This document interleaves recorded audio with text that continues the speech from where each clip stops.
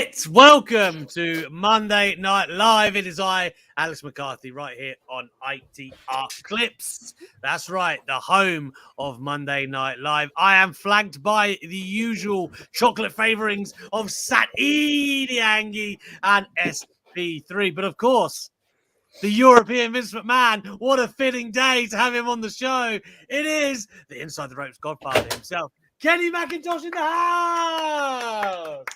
We thought we would bring a bit of Milky Bar realness to tonight's proceedings by bringing me here. It's great to be here. Look at the production value in that intro. You've got to set up, finally you're here. Finally you're here. I know. So I'd promised to come here, and then the first week, don't you be reading toilet walls. The first week I forgot. Second week I had a thing on that I couldn't get out of, and I'm here. Third time's a charm. Kenny, I think I'm more tan than you right now. I know. Well, so I'm toying with the idea before Nashville, right? I don't know if I should do this. So I've got a hookup on somebody who comes to your house and spray tans you. And I'm like, maybe I should do it. Maybe I should get someone over, this woman, and she can just spray tan me and I can go to Nashville, look quite tanned. What do we think? Can't you text Brett and be like, Brett, are we doing this? And are we going to be tanned together? I remember when we did our first show with Brett, poor Fiona, who's on our crew, I was like, right. Because, I like the wrestlers to make an entrance, right? I like Shawn Michaels, I paid $200 for his cowboy hat to be shipped over. So when he came out and he did the show, he was in a cowboy hat, not a fucking baseball cap, right? So I'm all over the entrance. So I remember saying to Fiona, I said, can you go out and buy a scoosh gun? She was like, what? I was like, a scoosh gun. And so she bought it, and I was like, right, go backstage and ask Brett if he'll wet the hair, put the shades on, a bit of that when he comes out. So she goes backstage with the scoosh gun, and he just goes, no, absolutely not, with deadpan. And that was my attempt. I tried, but then luckily we toured with Brett, and he does have banter, but just won't wet the hair. Just not wet hair. Yeah, that happens. Listen, for those of you that are tuning into this show right now, live or thereafter, we should probably get to it because there has been a lot of news, to put it lightly, over the past few days. It was only on Friday that Vince McMahon retired from all of his duties in WWE. He remains the majority shareholder, of course, but he has ceased control of the company from a product standpoint. I believe that's his CEO duties, creative, all of that stuff that everyone was pining for him to let go of for so long, gone. It then keeps going because today it seems that Triple H, my golden black heart sings, Triple H is now in control of creative. He has taken over from Vince McMahon. I think most of us will agree that's a good step in the right direction as opposed to a Bruce Pritchard or anyone else they might have had lined up, a la from the Vince McMahon regime. Triple H is now in the hot seat. Stephanie is co-CEO with Nick Khan, and the WWE machine rolls forward. Now, many of you may be asking yourself, I thought Vince McMahon would die in the chair. I didn't think he was going to be vacating anytime soon. SP3, we've learned today exactly why he had to vacate the chair, haven't we? Oh, yes, we have. There is an SEC SEC filing that basically had some information that, did not look good for WWE overall, and definitely not for Vince McMahon. From the filing, it says the company has made a preliminary determination that certain payments that Vince McMahon agreed to make during the period from 2006 through 2022, including amounts paid and payable in the future, and that were not recorded in the WWE consolidated financial statements, should have been recorded as expenses in the quarters in which those agreements were made. As of the date hereof, the company has identified unrecorded expenses totaling approximately $14.6 million. All payments underlining the unrecorded expenses were or will be paid by Vince McMahon personally. And in this SEC filing, it did confirm that although retirement sounds great, it wasn't technically that. Vince McMahon resigned from his roles as CEO, chairman, and basically leader of the board. And then you got Stephanie McMahon in the ring going, "Thank you, Vince. Thank you, Vince." I was like, Did you "Oh my did you guys God." know, according to Stephanie McMahon, Vince McMahon Sr. never founded WWF, and that Vince McMahon Jr. actually founded the company? Her words, not mine. Are you insinuating that WWE would rewrite history? Because I will have you struck from this show, SB3. I won't have that kind of language around here. There was, to be fair, and this is me trying to be the absolute fairest I can. I know what Stephanie, Vince has done a lot of great things for wrestling, right? He's just a shitty person, we've come to learn. Kenny, what do you think about this seismic change on the surface? Because we're going to delve into a lot of things here, but from a product standpoint, TV 14, Triple H, right? Like, I have to imagine, and this is just me speaking in theory here, and Adam Cole, people of that nature, if Triple H was at the helm, they might not have passed on a trip to the main roster, right? If this was a different time, they could have thought a lot of different things. Johnny Gargano is probably having different thoughts sitting at home now than he was a week ago. It does change the landscape of wrestling. There's no way, two ways to look at it. And even people inside AEW that I've spoken to before, Bucks, Omega, founding fathers, all of them have appreciation for Triple H. WWE becomes instantly more appealing, does it not, with Triple H at the helm? It does. I have about a million thoughts, but I don't want to take all the time. Number one, I will say about the Stephanie thing, she had no choice. Yeah, she had to go out there and do the thank you. Because if she didn't, the company's done. Like, she had to, and look, she got into bed with it. She had to do it. The thing with the product is, now I have a real bugbear about one thing that Triple H did. And I feel like I'm going to be on an island of my own here. I fucking hated the Undisputed Era. I hated them. They were so bad. Like, the Johnny Gargano and Adam Cole series of matches almost made me want to stop watching wrestling. It's just 45 minutes of this Cirque du Soleil rubbish. But before that, before he chose to give these gymnasts the chance to just spin for 45 minutes, NXT in like 2014 to 2017 was great. It was the best product in wrestling. It was all about characters and all that good stuff. Then there was the run during the Wednesday Night Wars, which it wasn't really a war. It was a massacre every single week. So, but then was that Triple H's fault? He had no stars. He was, NXT's not really a primetime TV show. It should be a developmental show. So it's very hard for him to balance that. So what Triple H are we going to get when he doesn't have the restrictions? Like you mentioned, Gargano. Gargano is a great shout because he's not only a great wrestler, he's a great character. I'd put a 30-minute limit on him in wrestling matches because I don't think he should go any longer than that. He starts to make me want to just self-harm after that. So I would prefer that. I know I'm just being honest. I'm just giving. That's what we live for. That's what we paid for. I need go to off. Go off, K-Mac. Go off. Do you know what, right? Here's something. I'm going to sound like Jim Cornette here. I don't mean to, right? Do you remember when wrestlers used to sell? Remember when they used to sell a move?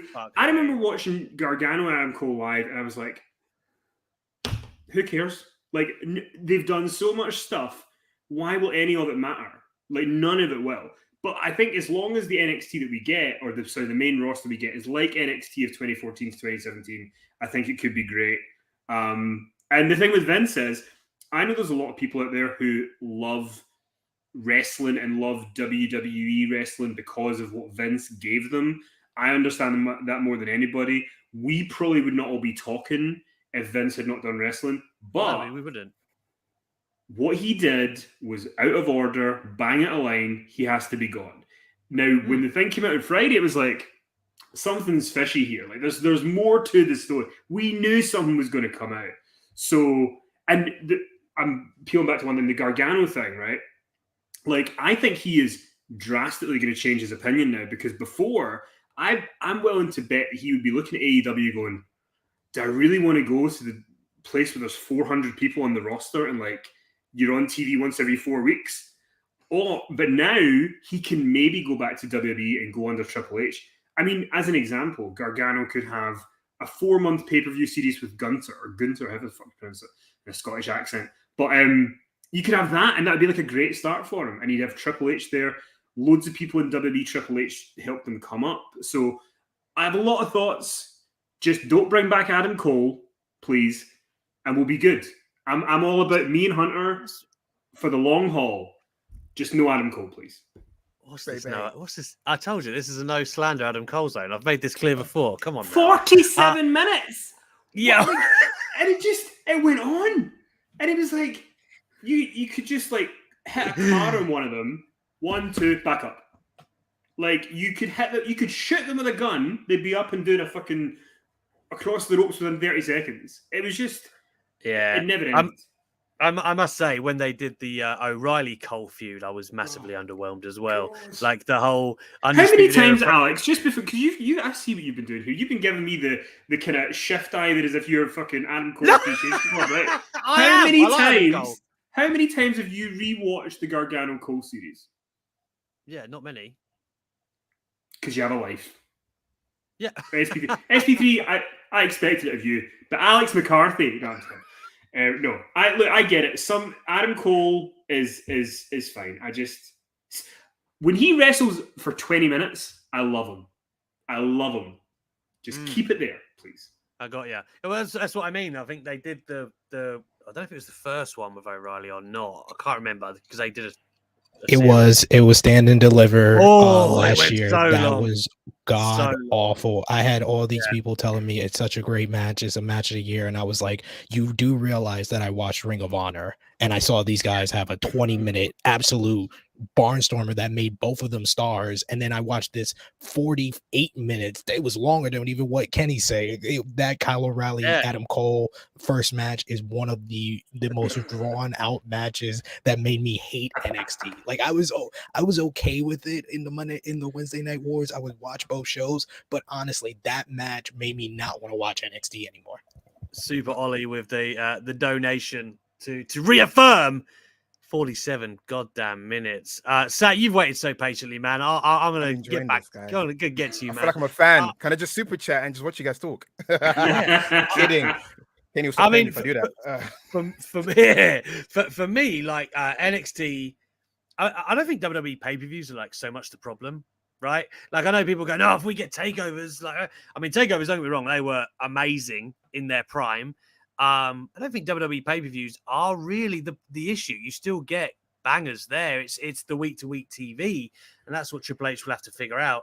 That man, where do you land on all of this? Of course, WWE are going to have plans in motion already for the next couple of shows, one would presume. But how do you anticipate Stephanie and Triple H are going to make WWE theirs now? Or do you think, as a majority shareholder, Vince McMahon's still going to be in the background?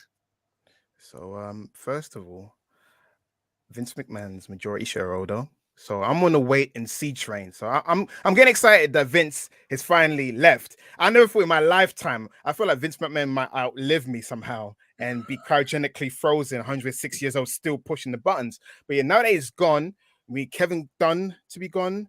We need Bruce Pritchard to do something else. I don't know, do podcasting or something like that. But at the moment, I'm thinking about the possibilities. Finn Balor can become, useful again. Probably give him a title. Ciampa, probably give him the title. I'm just thinking about all the possibilities. Heck, if Velveteen Dream is not found guilty, he could probably bring it back under a mask. You thought I was bad with the Adam Cole chat? You just babyface. No, for me, I needed change had to happen. You need to have a timeout. What is this? Is this 4 weeks now in a row, Alex? You've got to do this. I will not have a show with my name behind it becoming the Bring Velveteen Back fan club. That's not going to happen. Here first from Alex McCarthy. Breaking the news. Yeah, my name will be. Okay, you see Alex's show? Velveteen should come back under a mask. Come on, brother. It was cold where I was. Okay, guys. I think, this is a great time in wrestling. Vince McMahon gave up on wrestling. All he was doing is collecting checks, collecting his money. He's probably picking a nice casket for himself. He's like, how do I want to die? You know, this looks quite good for me to be inside, you know. He gave up. And then you got Tony Khan celebrating, being sarcastic. Someone needs to bust his balls, bust his bubble, and that guy is Triple H, who's got a bug to bear because the Wednesday Night War, as Kenny said, was a massacre. So he's gonna have a chip on his shoulder. He needs to redeem himself because his reputation was kind of muddied. And I feel like Triple H got you know, something to prove. And like you said, guys like Johnny Gargano can come back, or the old NXT guys that might hate the crowded section in AEW. Heck, Ricky Starks. Come to WWE because Triple H doesn't care about size. He just cares about skills, promos, and if he can bring butts to seats. So for me, I am excited, but I want to wait and see because Vince has broken my heart so many times. So I want to let him claim my spirit again. Yeah, for me, Triple H, his vision of wrestling in 2022 is much closer to my heart, speaks to me more than what Vince's was. Like, don't get me wrong, I went to WrestleMania this year and I had a fucking great time. They still do that really well, that kind of granular show with those, you know, high moments. But on a week-to-week basis, man, the magic of WWE has been gone for what I would call a long, long time. Like, hardly ever are you at the end of the show, like, oh, you know, what's going to happen next time? None of that. Quick show of hands. We should mention John's message there about, you know, we should get rid of Scrappy Doo and have Pete Dunne back. I've wanted to chat to you guys about this for a few weeks now. So there's something I want to bring up, right? One thing that's really good about this, the good news about this, is that AEW TV recently has not been as good, right? It's just not. There's been a lot of things like Miro. Like, I'm sorry, Miro was better in WWE, and that's a horrible thing to say. Like, the run in AEW has been like, he's in for 2 weeks, he wins a title, he's got it for a month. It's like nothing, he just doesn't feel like he flows. Okay, like, as an example, so I'm not somebody who watches a lot of New Japan, right? So my man, I was like, I'm looking forward to Forbidden Door because now I'll get the big sale of New Japan. They bring out Okada, right, on Dynamite, and he just looked like a guy going to the shops to buy his groceries, because they had given zero explanation as to who he was. Like, if that was me, why are you not going, okay, like, I could be making this up. I'm sure there was a thing where there was a parade in Japan for Okada at one point, and there was like thousands of people. Show the footage! Show us who he is! But none of that stuff happened. And now it's like Ring of Honor. Oh my God. I mean, you don't need sleeping pills, folks. Just order it on paper. No, I'm kidding. But it's not. Like, AEW TV needs some help, and now we've got another show. So for WWE, if this is, you know, to Sat's point, will it happen? If Kevin Dunn's gone, we know it is happening. But this is the time for things to shake up a bit, because we need the WWE to step up so that AEW will have to improve their show and get it back to what it used to be, the best show on TV. And I would argue, I don't think it is anymore. No. Yeah. The hubris of Tony Khan. He's too cocky. Wait, the hubris. The problem that he has is he thinks his stink does not. Wait, shit does not stink. That's what I'm trying to say. He thinks his stink does not do. His stink does shit. He thinks his stink does not shit. He thinks his fart does not smell. And the fact he's so cocky about it, I feel like all bookers have burnout, and he doesn't know that he's burnt out. He's got ROH. He's got Dynamite. He's got Rampage. He needs help. I think he wants to do this thing. I can do it by myself, but it's doing a detriment to himself. He needs help. I feel that's one of the reasons why Cody was like, you know what? I'm going to dip now. This is not what I signed up for. Like, we had visions. It meant to be collaborative. Jonathan Gresham doesn't know what's going on. I know we're not talking about, you know, we're meant to be talking about Vince McMahon, but Jonathan Gresham had 2 managers in 2 weeks. Didn't know what's going on. Lose the title in the opening match. That's another chat for another time. But yes, going back, Triple H, now is the time. He's hubris. Get him. I do agree that last 4 to 6 weeks of Dynamite, especially, I mean, it's still, it just shows you where wrestling's at, because it probably is still the best show in wrestling, but it's not what it has been at all. I can't think of one that's better that I personally enjoy. But I want a quick show of hands anyway, from all 3 of you. Can Triple H and Stephanie bring back Sasha and Naomi? Yes or no? Yes. Sid doesn't think so. Let's start with you. Why is that? Because Sasha Banks has done this too many times. She's left With too Vince. many times. Yeah, but it's more of a WWE thing at this point. You could say it's Vince and one thing at so many times, but I feel like it's necessary for Sasha Banks to take some years away from WWE. If this was a question of Naomi, I'd be just right there with Kenny and Sat that, yeah, for sure, they can bring her back. But Sasha Banks has so many other opportunities outside of WWE that I don't think it's just, oh, Triple H and Stephanie, they're going to magically build this bridge back. I think the bridge has damaged to the point that I don't think they have enough to build it back with Sasha Banks. But Naomi, Yep. 100% yes. But a part of that, right? So the report that where she left is the argument with Vince, right? It's the disagreement and the broken promises with Vince. Like Vince is or was ostensibly WWE. So now you've got, okay, well, Triple H is in that seat, and Stephanie, again, people that have rooted for women's wrestling, really helped it get to where it is in WWE. Stephanie McMahon invented it, I thought. Well, she tells you that. And then, of course, you've got Triple H, who has that kind of wonderful relationship with many women. Naomi was telling me that just at WrestleMania. Like, they do see a lot of value in having him by their side. I think, I'm not saying he's going to hoodwink her into coming back or anything, but I do think if there was anybody that could speak to Sasha, and I'm not saying it's going to work or it isn't, because she is somebody that'll have more options than the normal superstar. But if there was anybody that could prize her back, it probably is Triple H. So if there are Sasha stands that are like hoping and pining for a WWE return, and I'm sure there are, this is probably the best scenario they're going to get. Sat. This man brought back Bruno Sammartino. So there's, I mean, he's got great reputation for healing.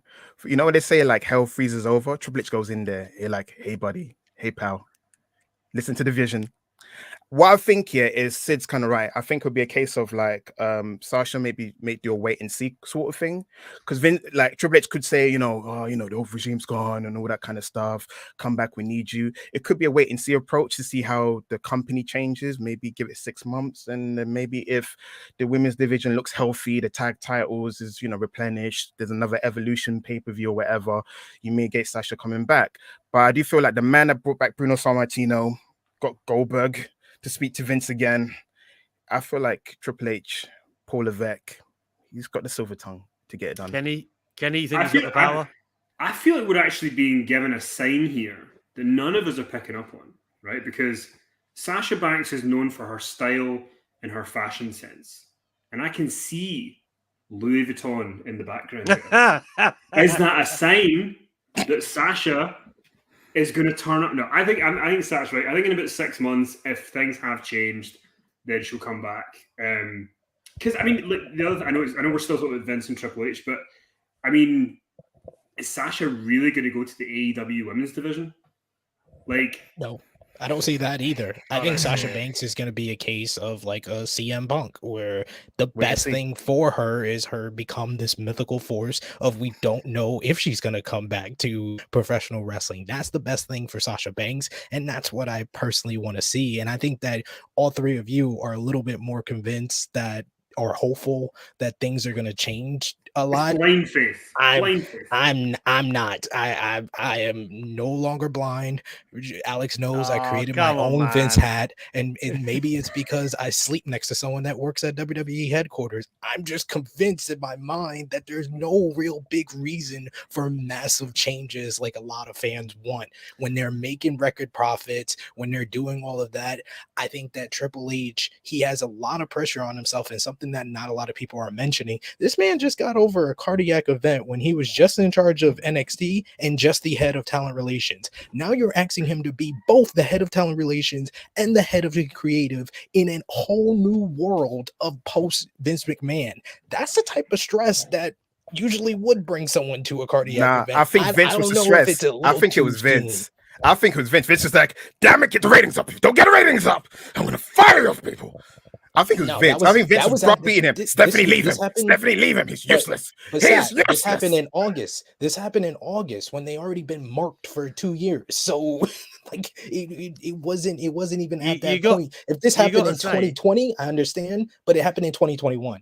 You got to say as well, Goldberg. like Triple H basically watched his whole vision in NXT could just slowly diminished and crumbled. I mean, and if Adam and the stars, Cole is to blame. hang on, and the stars, come on, the stars that he did get through to the main roster, Vince either ruined or released, right? Like Triple H had to watch a lot of that kind of just crumble, and he thought, oh, now he's got a chance to do it in his own way again, but.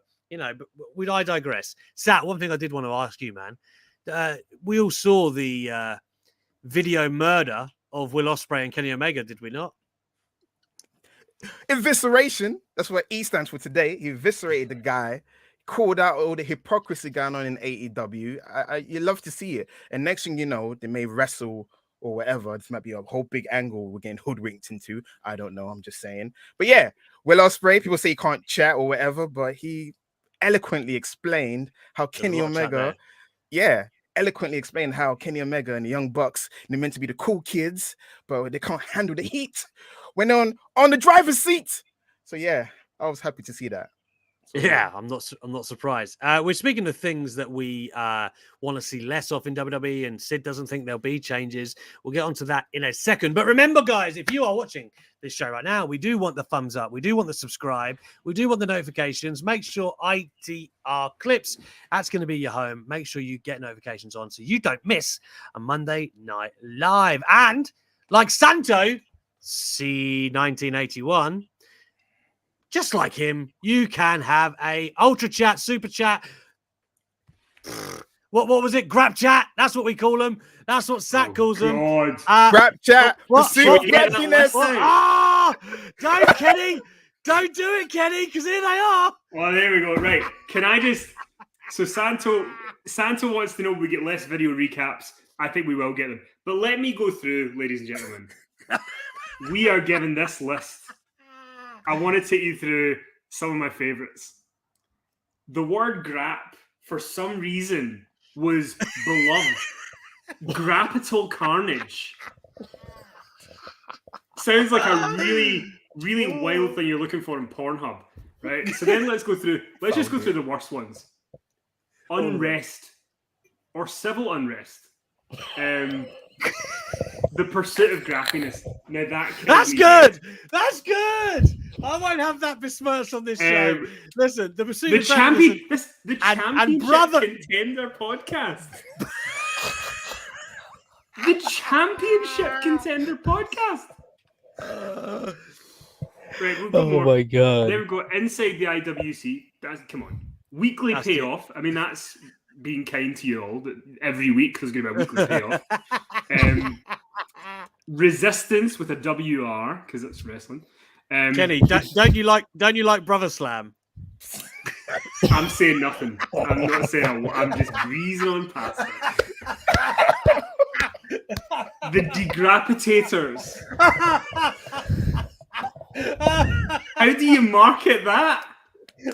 And then, as if it can't get any worse after the previous 29 entries, right? Sports infotainment. Hey everybody, welcome to Sports Infotainment. I did like the Weeknight Express. I'll give you that one. But then my favorite one, because it's so shit. Ladies and gentlemen, welcome to a new edition of the Back Bump Digest.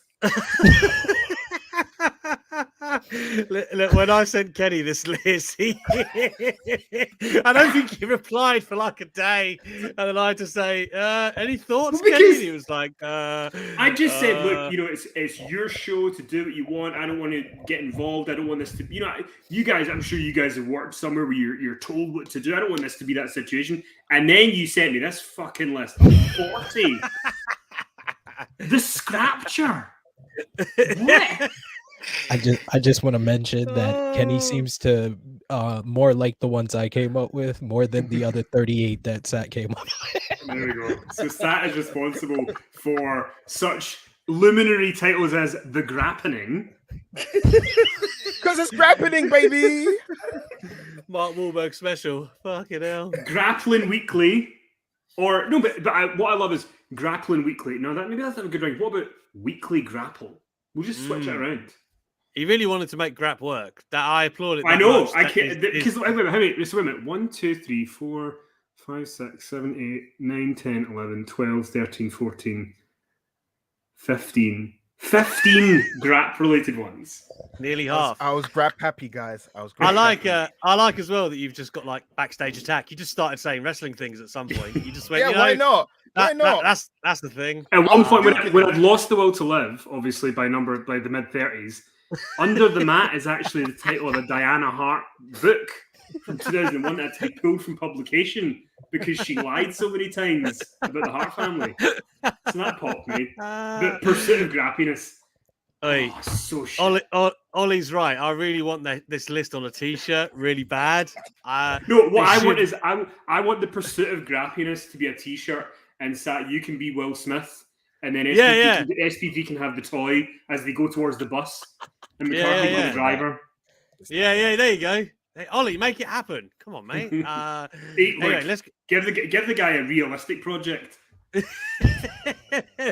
Let's give Santo actually his money's worth here. Do you think we get less video recaps? I hate getting a few minute recap of something done 30 minutes earlier. I've got to tell you, one of my pet peeves, and I'm sure you guys will agree, somebody makes an entrance and they're in the ring for 20 minutes. There's like 2 backstage segments, an ad break, and then it comes back and the music's still playing. And you're like, what? Like, what have they been doing? You know what they've been doing the whole time. But like, it's like, why? Why send them out there? It's just, don't you think there's lots of stuff like that? If you ever watch old Raws, don't they seem so fluid, right? Like the tempo of and the pacings of the show, there's less ad breaks for one, and we know why there's ad breaks because there's money.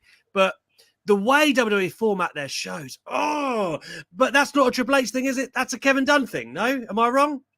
I think it is a Kevin Dunn thing, but I feel like right now the middle ground to like Raw and AEW would be great because in AEW it's like your mom's just been murdered, but here's some cheese, right? Go to the dinner, right? Come back, right? You're getting to the plane, go travel. And it's like whoa, you get whiplash just from watching an episode. Whereas with Raw, it's like this is a drink.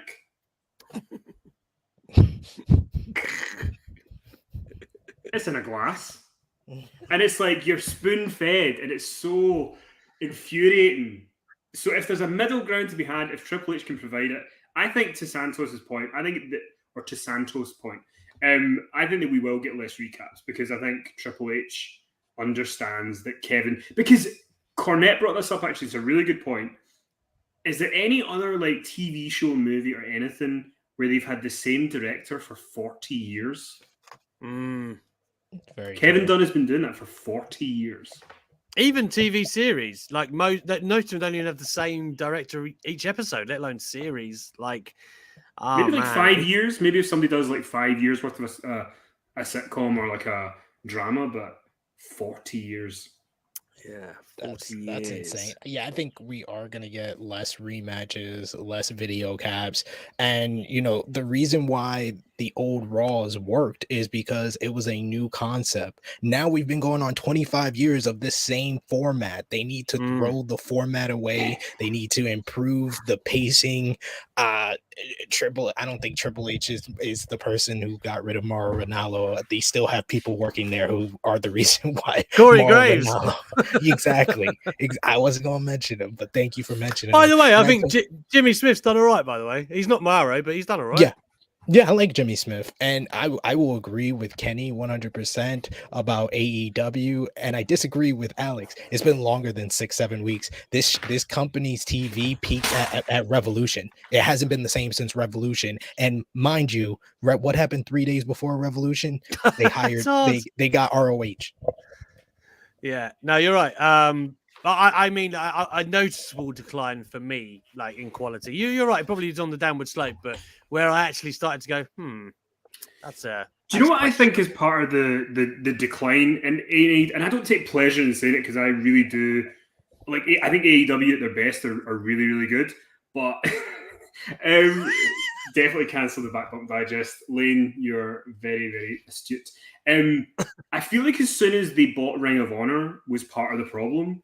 Because then we started getting what I'm saying. People, right? Like that is, you can track it back to like, because before that there was already loads of people on the roster who were struggling to get time, and then you've now got ROH, and then you've got like, you know, the AAA belts, and then it's like, there's so much stuff, and I don't think it works.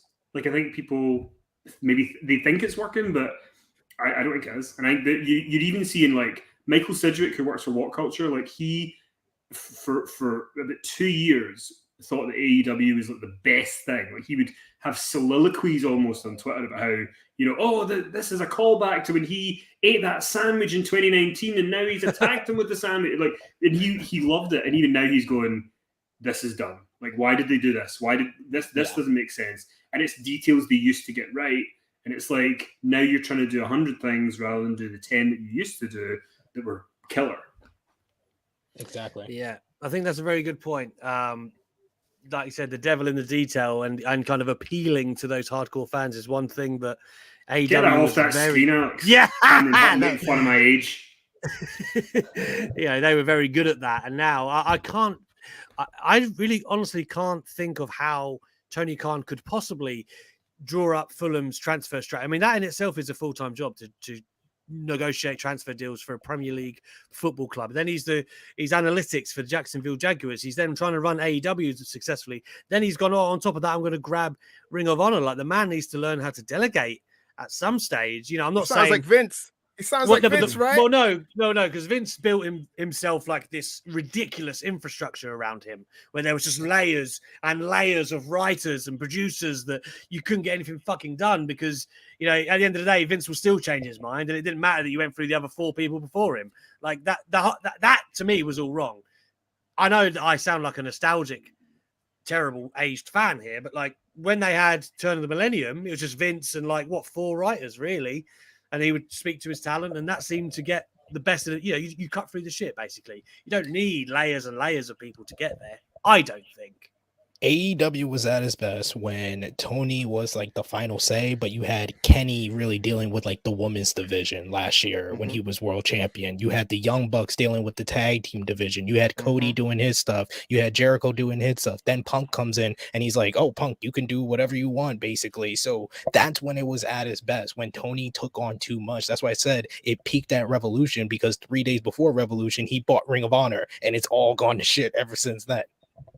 But even if you look at the WWE, even though there's a lot of stuff to be annoyed at WWE about, the one thing they've never done, to their credit, is they never give you so much information and stuff that you can barely digest it.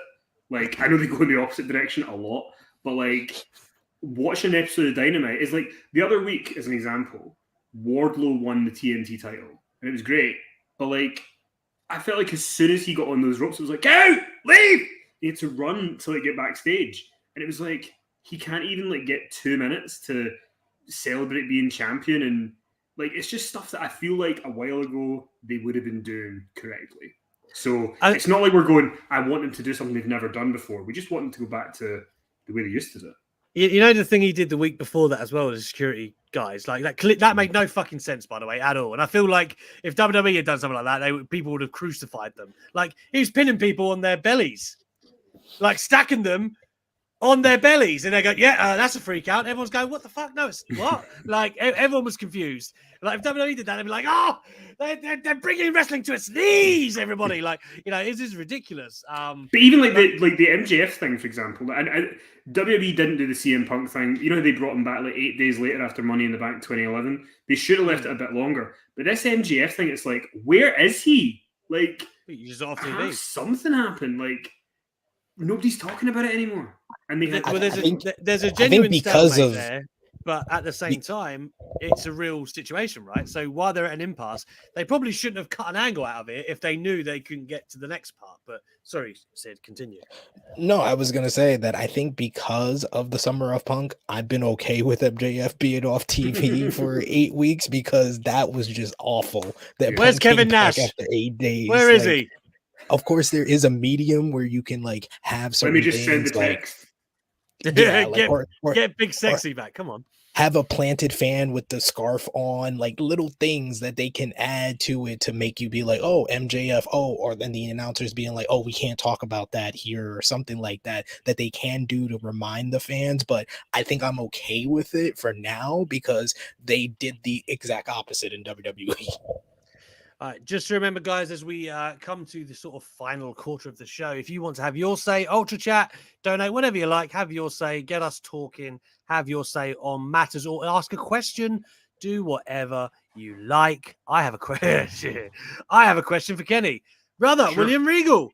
William Regal. When's that go? Is that on sale now? Is that today? On sale. Do you know, it's funny. So so I went on holiday, right, to Gran Canaria, and everybody was like, don't do any work, just like don't do any work. And then I think I spoke to you every day.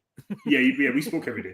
But then I lie down in the beach and I look at my phone and it's a text asking me if I want to do a Regal tour. I'm like, well, I guess I'm doing some work. But we put the tickets on sale tonight in Manchester, I think. Let me just do it. Let me find out here while we're on the air. How many tickets do we have left? Does So the we moderator the moderator in the show get up the link, please? itrtix.com is the address to go to. But in Manchester, we only have 13 tickets left. Wow. 13 VIP tickets. General admission sold out. Glasgow's not far behind. Glasgow's only got like 20 VIPs and 20 GAs left. So it's done really well. And it's testament to him. He said that he really wants to do our style of show, which means a lot to me. So, yeah, I'm looking forward to doing it. I think he's going to be a great guest. I think I'm going to have my work cut out for me, stopping tangents from happening that often. Yeah. Because I remember we were in Blackpool a couple of years ago and they were like, you can have 10 minutes with him. And I started asking him a question. I was on my first question at 15 minutes because he just kept going. I remember you at one point, Alex, were having an aneurysm because you were trying to wrap something up and he was not for letting you wrap up. Yeah, well, it's because the PRs, they start to hammer you. Sid and Sat will be a testament to this when they spoke to Miro. Like they'll just cut you off. So I was like, Mr. Regal. But at the same time, you do not want to cut off Mr. Regal. We also have another tour. When's the Vince McMahon tour, Kenny? Well, I was texting him earlier, but I don't think it's too soon. It's too soon. Also, I wouldn't trust him around my crew. My crew are attractive women. No chance. Yeah, well, this is true. This is don't true. Get me in a lawsuit. But we've also got another tour coming to London and Cork in October. You know who the London person is. I do, Alex. I thought you were going to give it away there. No, I wasn't. But I nearly. Yeah, I know why you think that. Yeah, but yeah, I think people will be looking forward to it. So I hope that all of you will come. All of you, as in all three of you on this call, and then also those of you who are in London. I'm thinking, because this is going so well, and I've actually not spoken to Regal about this, I shouldn't even say it, but I'm going to see if we can get him back at some point to do London, so that we are hitting everywhere. That would sell like hotcakes, obviously. It's just SB3 stood you up last week for Jericho. You know how it goes. Don't you think I didn't remember? Sat was there laughing at every bad joke I had. You couldn't even put an appearance. No, what you mean? Bad joke. We did some great pictures together. We talked about Madonna films, like this, and also Kenny's got them pecs. You know what I'm saying? He's got them big E pecs. He was flaunting them in his t-shirt. He was like, "What you mean? These old pecs? Ollie, the video guy, is stacked as well. There's like a chest limit to work for inside the ropes. I hear. Yes. But the thing with the chest limit is 2 bags of chips and you get tits. So you need to be careful with the chest limit. I will say though, Sat, I was thinking about you today. Actually, I was walking the dog, right, and I was listening to music, and I was thinking, I bet you Sat's the guy who I could message and go, "Sugar Babes, underrated, right?" And you would get it. They were good. Yes, of course. The Much days. Yeah. Yes. The first two versions, the ones when all the original members left, I was like, "Who the fuck are these lot?" I wasn't the Rock Nation days. When they covered Adina Howard's "Freak Like Me," I was a bit like, I don't know, but yeah, it was all right. It was all right. That's a tangent. So there's a super chat. What's your favorite Sugar Babe song? No, I was about to say, because I was just about to do that, Kenneth. Listen, I've got a handle, brother. Don't worry, because this is going to parlay lovely. Because it is Kenny who just did an interview with Tom Talks Rubbish. Funnily enough, and here he is. Says, love all you guys do. Big love. Kenny, you're not usually behind the microphone, as it were. You were fielding some questions. Yeah, no, I don't really like to do interviews because I don't really ever want to make it about me. I think it should be about the people that I'm interviewing. So, but Tom is lovely. Tom Talks Rubbish is his YouTube channel. You can go over there and check out an interview. At one point, he was like, I was talking about starting Inside the Ropes and stuff, and he was like, "Oh, is that when you worked on Eggheads?" And I was like, "Who the fuck did you know that?" But it's because I'd said it somewhere and he'd found it. So, good research from Tom. So, do check out. But it's like, I find compliments quite difficult to take. What a bad fucking problem to have, right? But like, I find them quite difficult. Well, I mean, I think we can all of us have been on Tom Talks Rubbish, haven't we? Has he got He's had all 4 of us. He's done it all. He had to build up to the big man.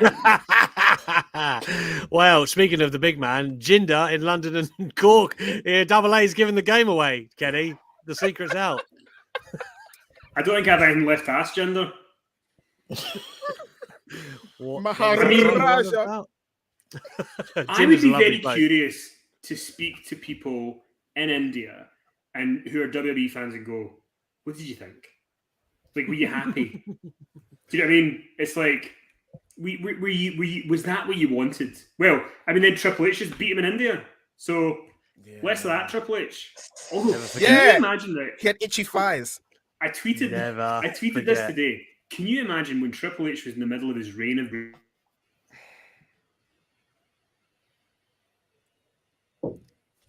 Okay. Where's your audio gone? Kenny, Where's your audio, Kenny? What happened to the audio? Did you mute me? Oh, no! You said loud of Did Avengers. somebody mute me there? What's happened? No. You have. You No. motherfucker. No. What are you How am I talking about? muted? I was listening so intently. Yeah. How can you say Reign of that? Terror. Go back. Reign of Terror. Back when he was Reign Yeah. of Terror. Could you imagine?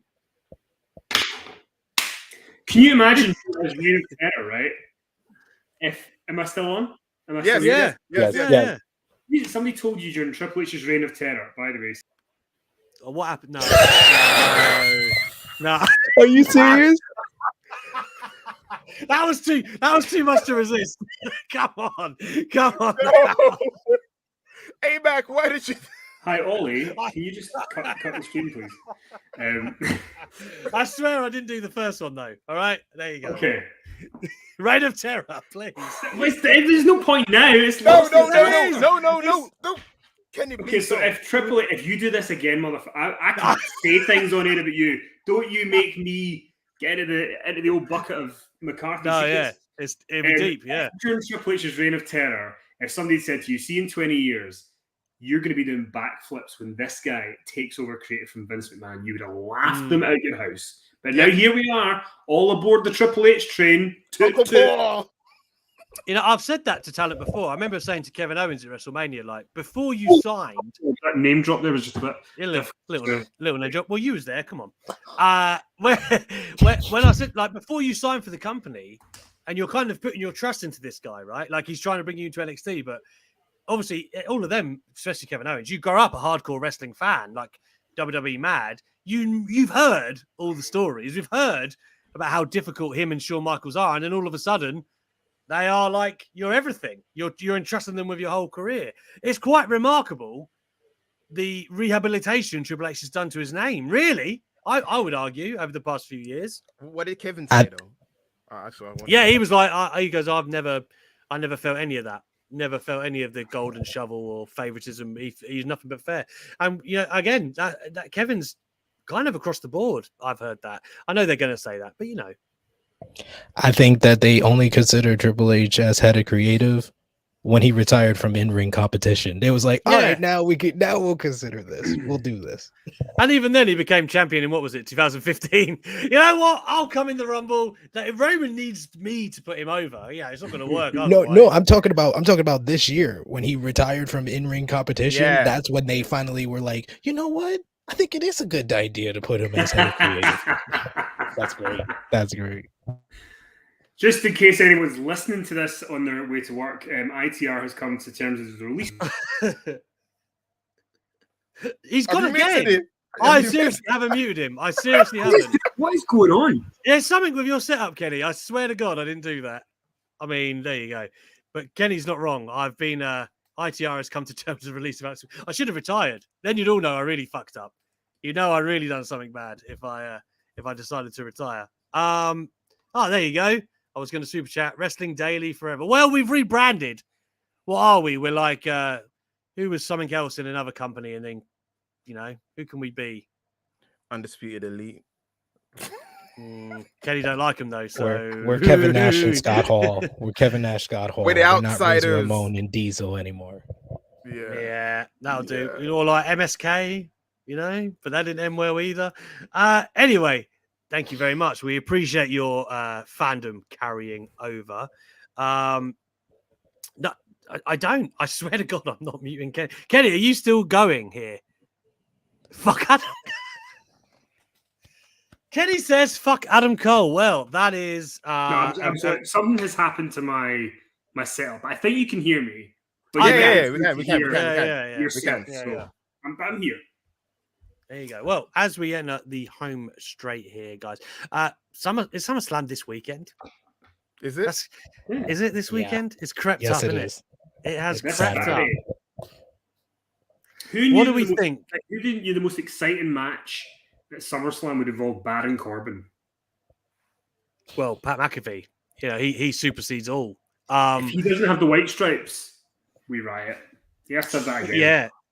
But the atmosphere for Pat at WrestleMania was serious, by the way. Like, the stadium was going bananas for that man. Before I do that, we all saw the reports this week. Now, this is a kind of point of contention. Brian Alvarez and Sean Ross Sapp both said that Brock left the arena when he realized that Vince was retiring. They didn't say he wasn't going to be on the show, but they just said he had left the arena at that time. Of course, he did end up being on the show, so maybe Triple H and Stephanie's magic tongue, that sounds terrible, magic words, maybe that got to work on Brock and they managed to convince him to turn around. Is Brock really going to put Roman over again this Sunday or Saturday, whatever it is? I mean, that's pretty comprehensive end to the feud, which I thought was done at WrestleMania, frankly. Is it really good business to have Brock done again? Who's going to go? Who's going to go? I am 100%. I've been in this belief ever since Friday.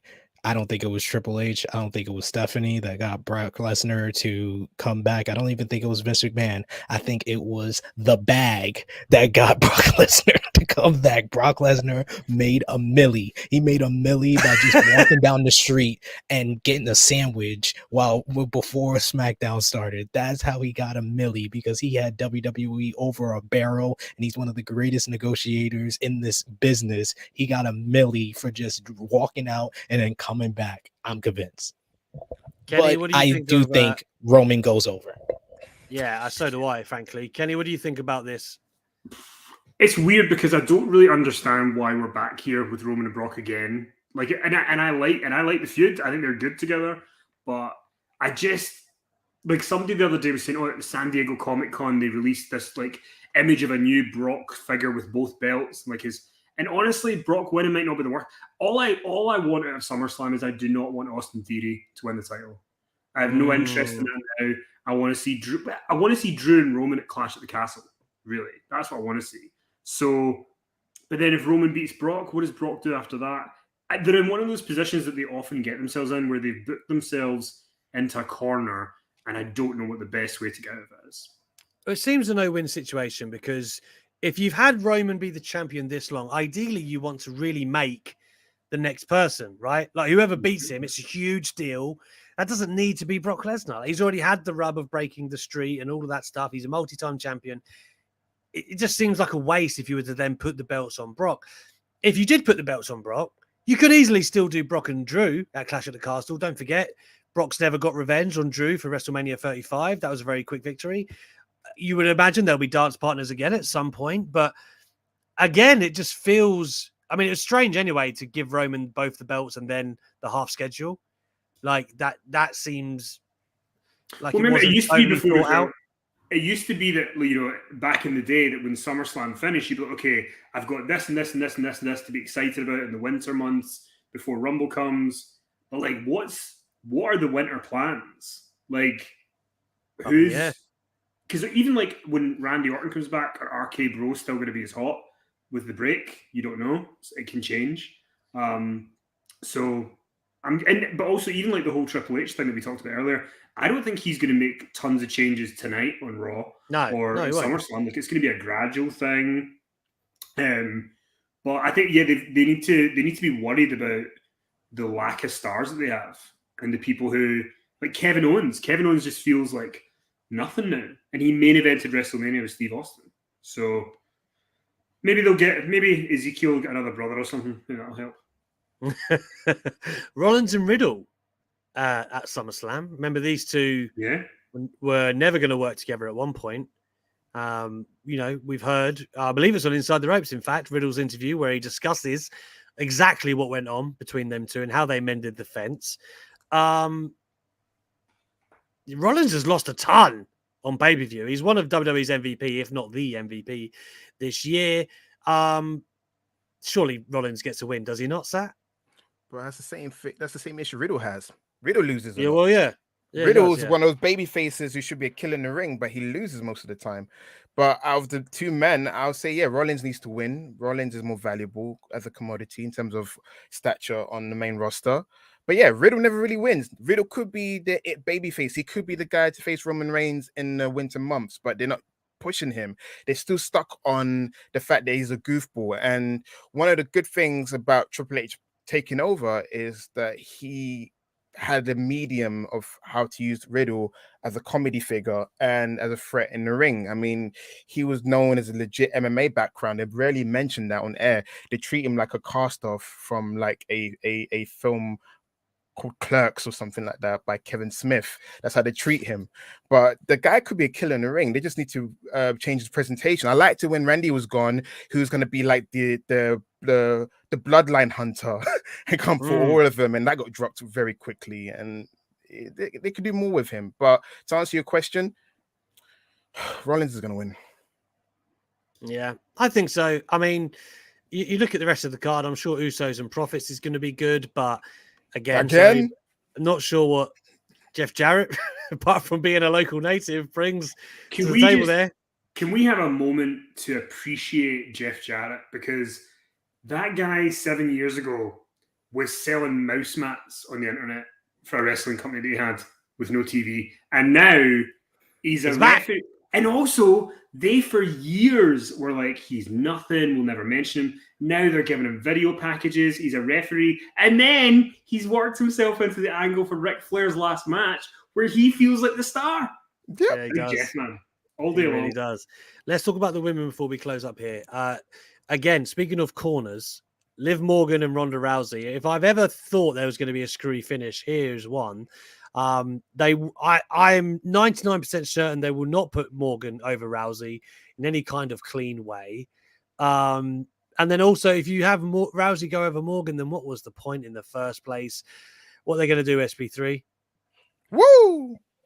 It's Charlotte. Charlotte is going to appear at the two biggest shows of the night of the weekend. It's going to be her at SummerSlam interviewing the cost Ronda Rousey and give Liv Morgan the win, and then Ashley Flair will show up to neutralize Karen Jarrett in the tag team match of Ric Flair's last match. God.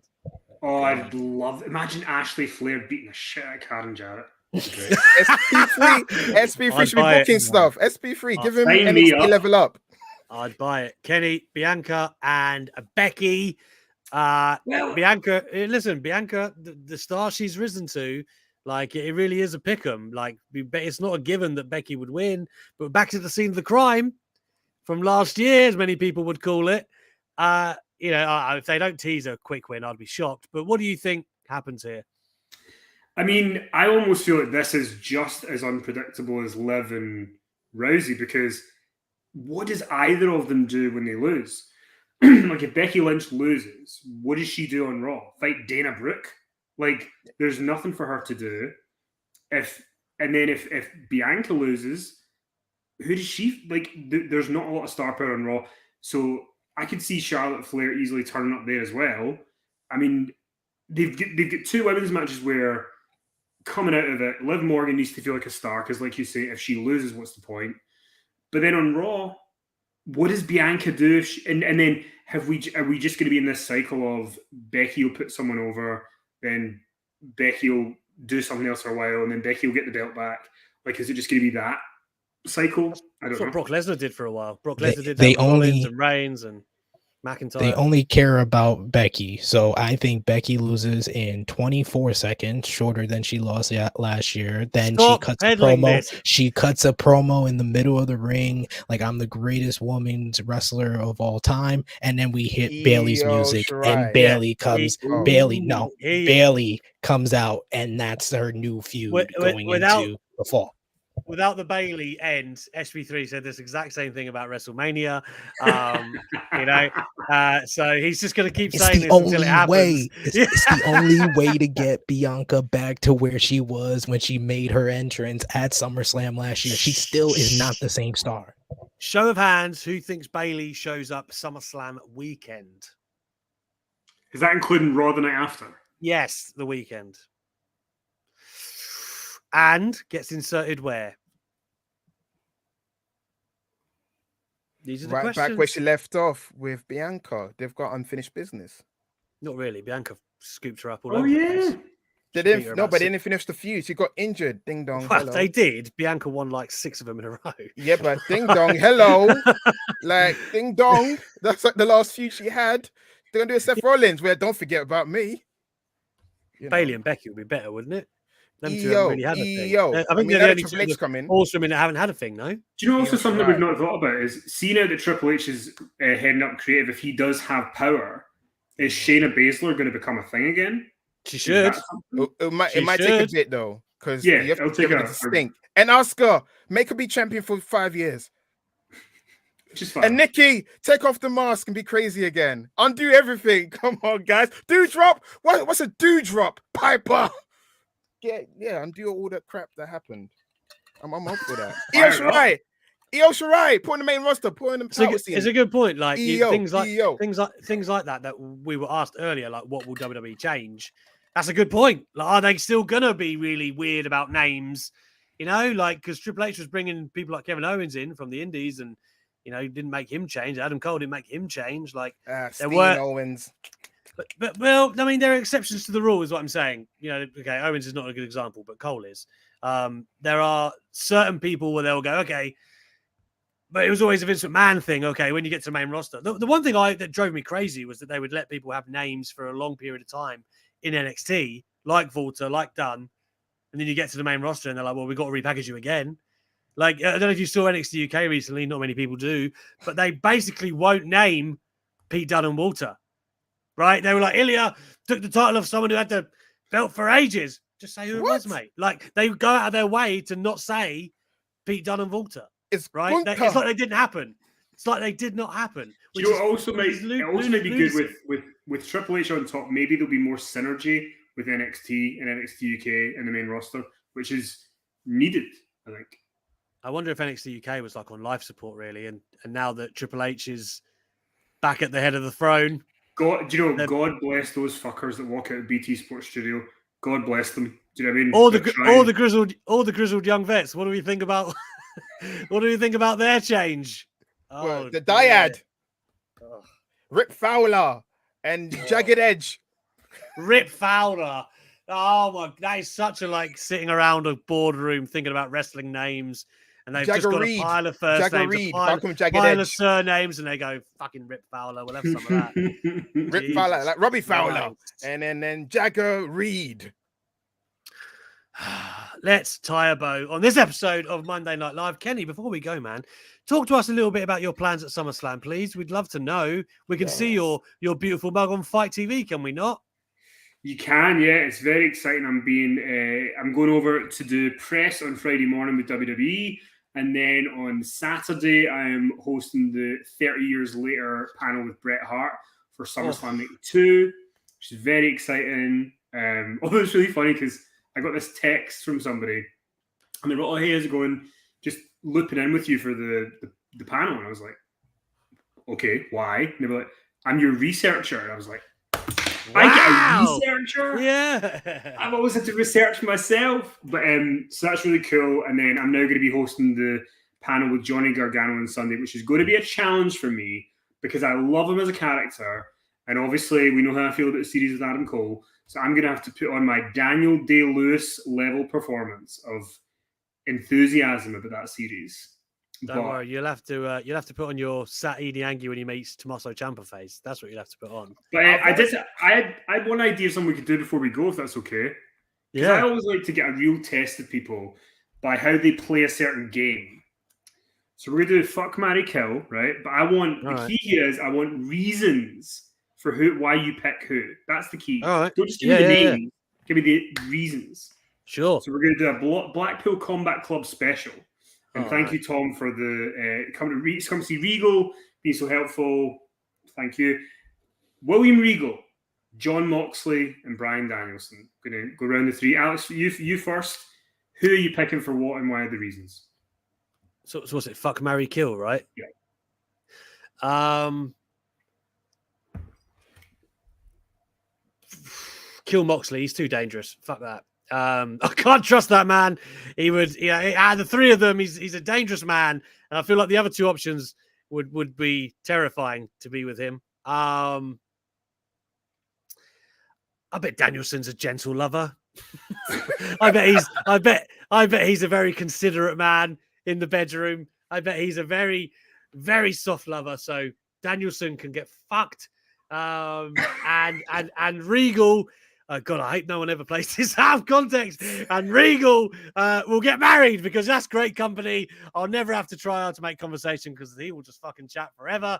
So there you go. That's my three nailed down. There you go.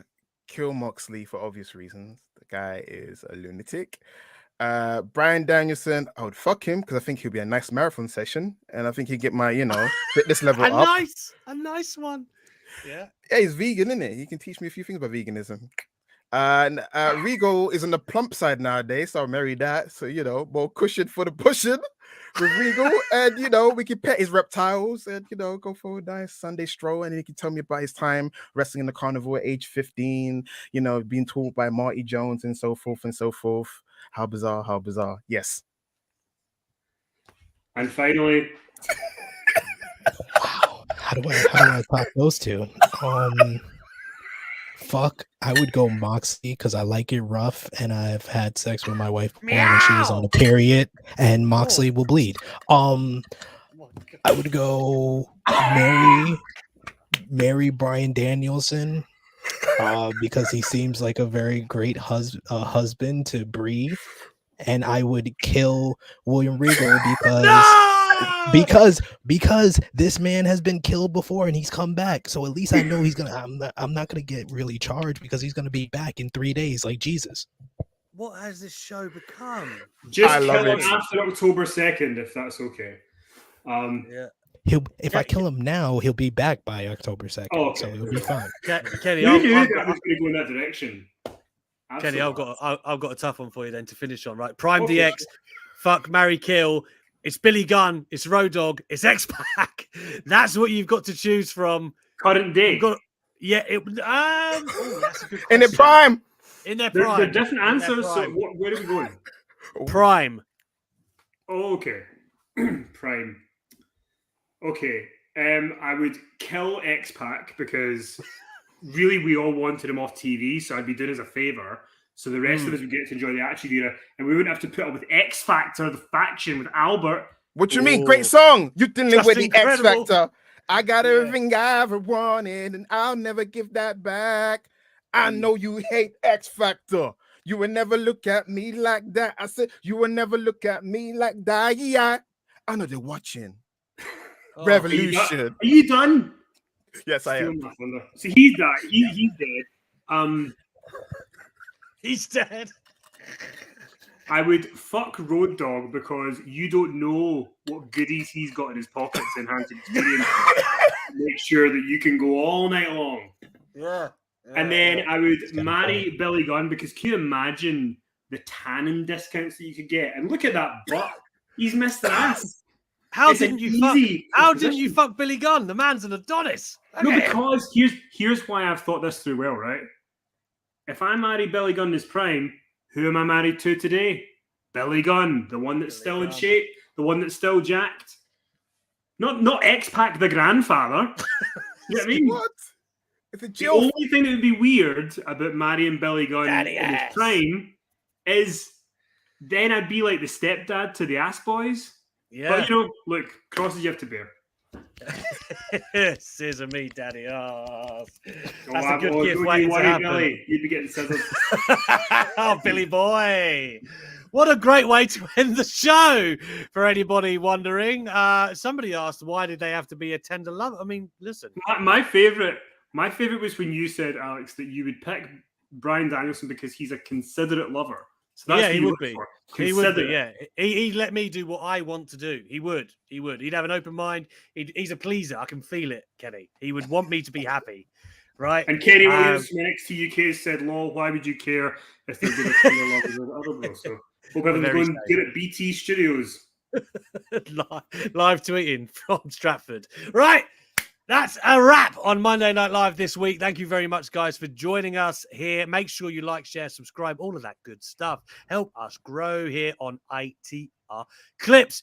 Kenny is the busiest man in the world. He's got a talk on William Regal at SummerSlam with Bret Hart and Johnny Gargano. Make sure you support our Godfather right here. Fellas, I'm sure I speak for one of Monday Night Live crew when I say thank you, Kenny McIntosh. Yeah, come back, for coming Kenny. through. You should Look, come I'm back. happy Make to it. come here regularly. If you Welcome want me back. once a month, I'm happy to Listen, come. Yeah. you've brought the Look, numbers. I don't say I'm happy to come.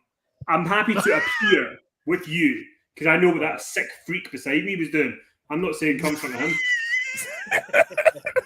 You would be my fuck in this fuck Mary kill. Oh. Who are you killing? Who are you killing? It's me because you gave him the opportunities, and he's like, "Sat, you know, you're my brother, right? But you have to, it's for the cause. Yeah, you kill me and understand." When we was at WrestleMania, Ollie, who was obviously the video guy behind Inside the Ropes, the genius that is, we were, all of us had a heavy night before, and we were doing the interviews for the personnel, and he was going, I was talking, I'm not going to try doing his accent, but he was just saying, I give you a pump. A pump is what he was saying. I said, He you was said doing a what? pump. And he goes, we were talking he said him and Kenny were talking the night before about, would they give each other a pump? I was like, a what? What do you mean? I was trying to work. First of all, that's a horrific way to say it. A pump. That is how he said it. A pump. He goes, are we pump? I was like, hey, what?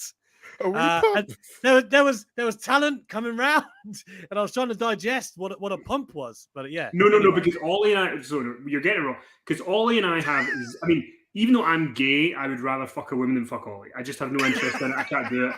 He's not not even for a wee me. pump. But he feels the same way about me, right?